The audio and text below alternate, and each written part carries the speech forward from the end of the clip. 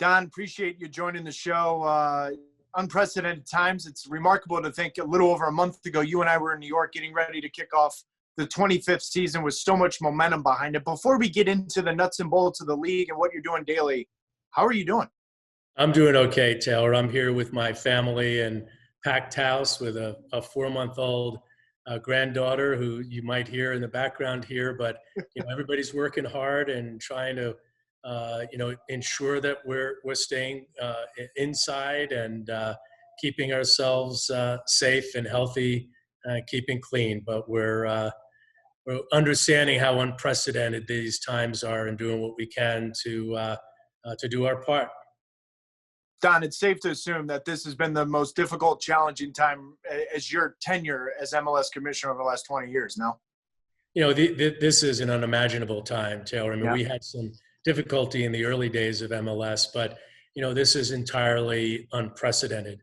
We had so much momentum leading into our 25th season with Nashville and Miami coming in and so many great new players that had joined the league and 2 amazing weeks. And then all of a sudden the crisis hits and you have to pivot and start focusing in on what do we need to do to keep everybody safe, and starting with that process. How do we keep connected to the respective government entities, whether it's in the United States or Canada? How do we keep in touch with our clubs and our players through the union and directly? And how do we ensure that all of our employees are being communicated with and are safe? And we're working 24/7 to ensure that we can keep MLS as strong as it has been and make good decisions as they come to us, because the news and information is changing daily.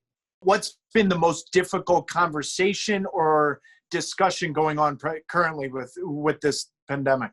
Well, it really is the uncertainty, Taylor. We're Yeah. used to making decisions in any business and in life with some understanding of what the future holds. And anything we do as it relates to returning to play, returning to training, requires us to have access to testing that's not yet readily available.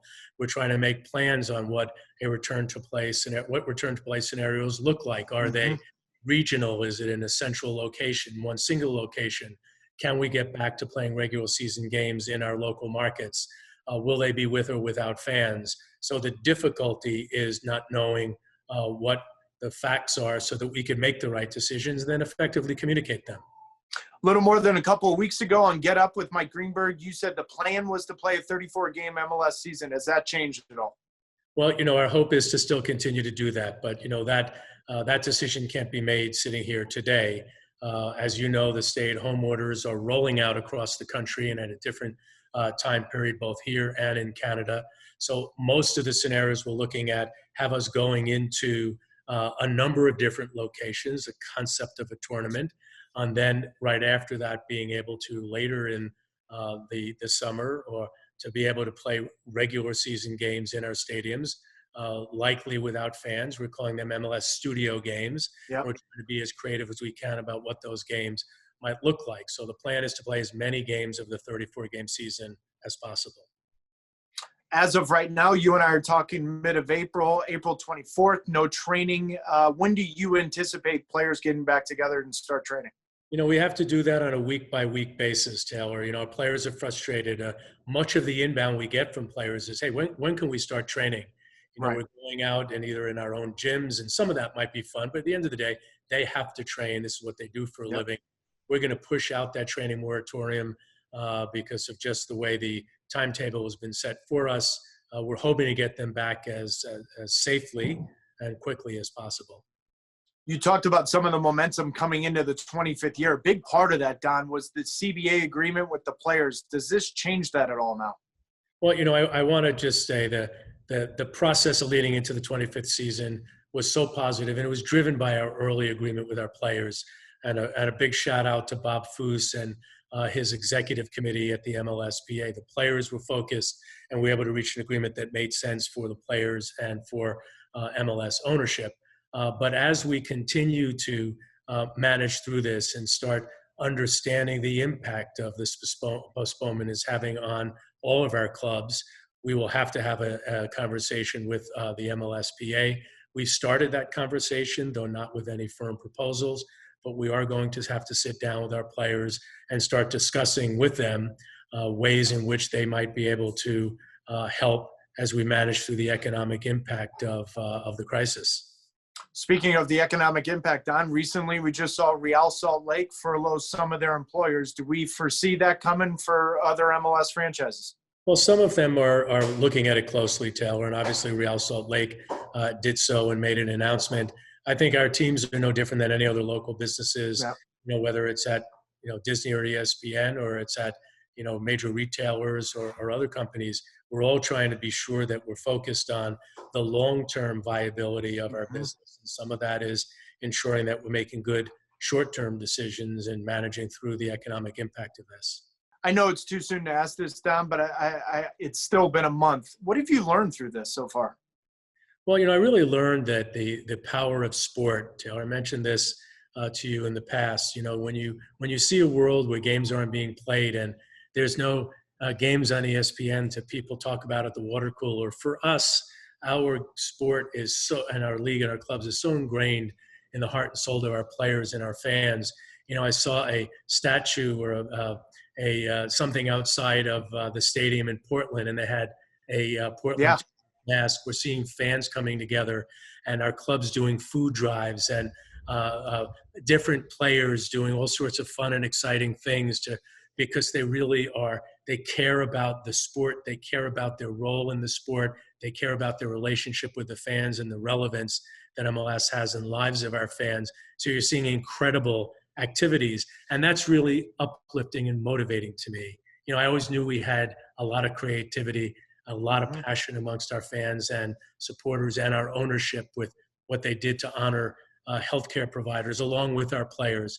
There's just such a belief in Major League Soccer, and I've seen that belief come back, at a time when we're really being tested. And I think what should be a shout out is MLS Unites and what Major League Soccer has done. I just look at what all the North American leagues are doing, Don, and trying to keep the fan engaged. How important is that for Major League Soccer to do that during this time? MLS Unite's a great program, Taylor. I mean, I appreciate you participating in a partnership between the league, MLS Works, our charitable arm, and the MLSPA to try to educate and entertain. It is not just about sort of doing the fun toilet, paper challenges and the cooking challenges and all the great things. We have players that are teaching classes. We have one player in Portland who's producing children's books and distributing them for free. We have our teams that are going out and doing food drives and utilizing their facilities to cook meals for those who are really challenged to get out and get to grocery stores and restaurants. They're doing fundraising programs for those that desperately are in the need of that kind of support with the levels of furloughs. So there's such a power behind MLS Unites. It is one of the things that I will take away as a positive for this because it proves to me how much our players really care about their communities. Yeah, Don, here at ESPN, we've got limited resources, but we've still continued with Banter. And part of that, I think, storytelling, so to speak, is to look back at the first 25 years. So I'm going to ask you a couple questions about your time in Major League Soccer, and I'm going to put you on the spot because I just enjoy that. First and foremost, you can't say David Beckham. Who is the most enjoyable foreign signing in your time in Major League Soccer to watch? Enjoyable or enjoyable? Yeah. I got to tell you, Ibra was pretty darn enjoyable, right? It was. So many different ways, and just the thrill of just and talent that he had, but also, his antics off the field, which, both then and in retrospect, some of my coolest experiences as commissioner was having lunch with Ibra and having him talk to himself about himself in the third person and telling me what it is. Mr. Commissioner Don is what he called me. It was fantastic. But you can't really discount David. David really was transformational for our league, but so was Thierry Henry, one of the best players in football history. And look at where we are now, Taylor. And you open this up. Joseph Martinez is so joyful. The time I spent with him, he loves this league, and so does Carlos Vela. And you see the great things that he has done, and the just the records that are being set. What Chris Wondolowski did recently. I look at what Jonathan Dos Santos has done, and some of the new signings that have come in. There are so many great players that have come into this league that'll be an important part of our history, But I got to tell you, David and Ibra were probably the ones that certainly got the most press. You've just became a grandfather 4 months ago. Your granddaughter, Violet, is going to ask you for the first story of Major League Soccer. What are you going to tell her?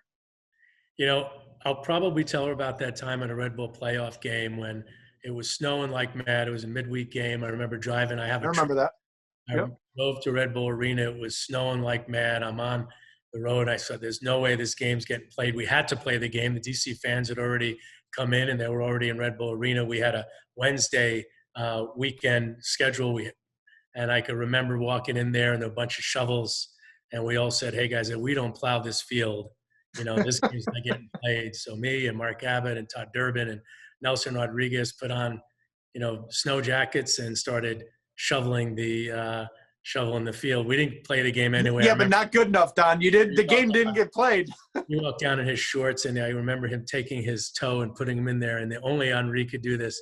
He said, no, Commissioner, we're not playing this game. That's one that I'll never forget. But I will say, Taylor, the memory that I have that probably will be with me forever is seeing the crowds in Atlanta and seeing 70+ thousand people in a market that had no real soccer history coming out and shouting to the world that MLS has one of the great crowd fan bases in the entire world. And just recently, Taylor, I just sent a note to Arthur Blank. I read yesterday that in the city of Atlanta, they did a March Madness where they picked the 50 top things that Atlantans care about. And then they had a little, you know, contest. Yeah. Number one most Atlanta thing was Atlanta United, with all of the history in that great city and all the cool attractions. So maybe I'll tell her about Atlanta after I tell her about her first snowstorm when I'm out shoveling snow with her. Well, thank you very much for watching ESPN on YouTube. For more sports highlights and analysis, be sure to download the ESPN app. And for live streaming, premium content, and let's not forget as well, ESPN FC 7 days a week. Subscribe to ESPN+.